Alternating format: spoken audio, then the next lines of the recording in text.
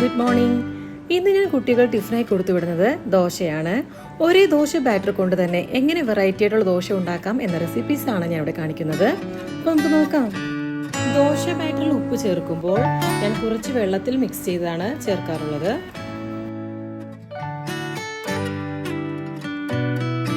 മസാല ദോശയ്ക്ക് വേണ്ടിയുള്ള മസാലയാണ് പ്രിപ്പയർ ചെയ്യാൻ പോകുന്നത്.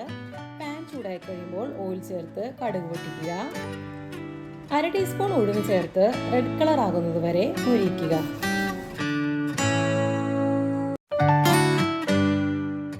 ചെറിയ പീസ് ഇഞ്ചി, 2 പച്ചമുളക്, വേപ്പിലയും ചേർത്ത് നന്നായി വഴറ്റുക. ചോപ്പ് ചെയ്ത സവാളയും ആവശ്യത്തിനുള്ള ഉപ്പും 1/2 ടീസ്പൂൺ മഞ്ഞൾപ്പൊടിയും ചേർത്ത് നന്നായി വഴറ്റിയെടുക്കുക.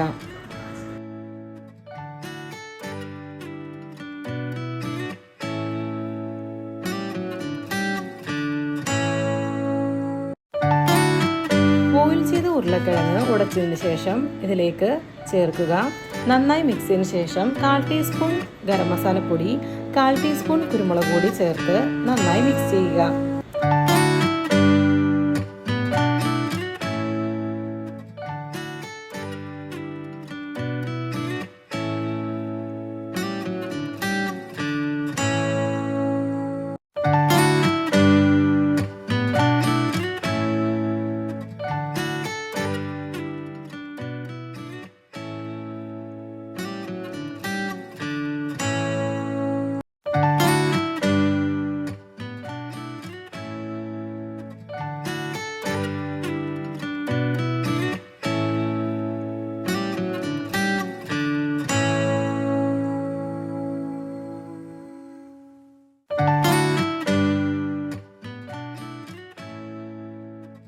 ദോശ നെയ്യ് ചേർത്ത് ചുട്ടതിന് ശേഷം നേരത്തെ റെഡിയാക്കി വെച്ചിരിക്കുന്ന മസാല ചേർത്ത് ദോശ ഫോൾഡ് ചെയ്യുക.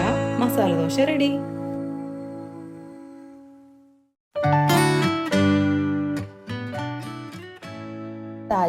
എഗ് ചീസ് ദോശയാണ് ചെയ്യാൻ പോകുന്നത്. എഗ് സോൾട്ട് ചേർത്ത് ബീറ്റ് ചെയ്യുക. ദോശ ഗീ ചേർത്ത് ചുട്ടതിന് ശേഷം ഇഷ്ടമുള്ള വെജിറ്റബിൾസ് ചേർക്കാം. ഞാനിവിടെ ഓനിയനും ക്യാപ്സിക്കവുമാണ് ചേർക്കുന്നത്. ഓനിയനും ക്യാപ്സിക്കം ചേർത്തതിന് ശേഷം ചീസ് കൂടി സ്പ്രെഡ് ചെയ്യുക. അതിനുശേഷം മറിച്ചിട്ട് നന്നായി മുരിച്ചെടുക്കുക. Egg cheese dosa ready.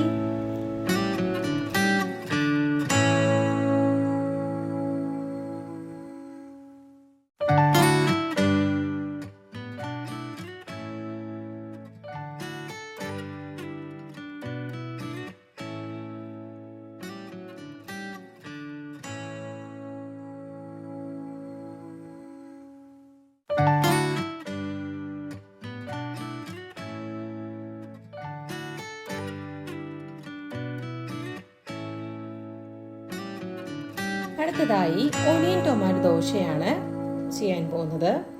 Pan ചൂടായതിനു ശേഷം കടുക് പൊട്ടിച്ച് ചോപ്പ് ചെയ്ത ഒനിയൻ എന്നിവ ചേർത്ത് നന്നായി വഴറ്റിയെടുക്കുക.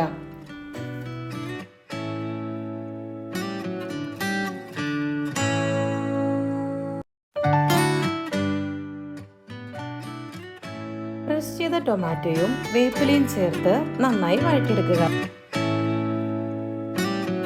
ടൊമാറ്റോ ക്രഷ് ചെയ്യുന്നതായിരിക്കും നല്ലത്. 1 teaspoon Kashmiri chilli powder, 1/2 teaspoon turmeric powder, 1/2 teaspoon മല്ലിപ്പൊടി, 1 teaspoon pepper powder, 1/2 teaspoon garam മസാലപ്പൊടി ചേർത്ത് നന്നായി വഴറ്റിയെടുക്കുക. ഒരു ചട്നി പരുവത്തിലാക്കുക. നന്നായി മൂടി വെച്ച് വഴറ്റുക. ഡ്രൈ ആക്കുന്നതായിരിക്കും നല്ലത്.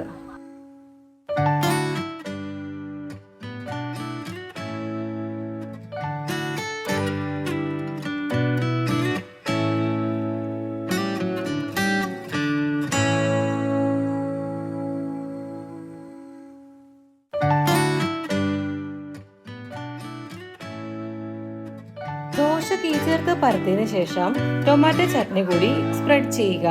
ദോശ മറിച്ചിടേണ്ട ആവശ്യമില്ല. ഞാനിവിടെ ചീസ് കൂടി ആഡ് ചെയ്യുന്നുണ്ട്.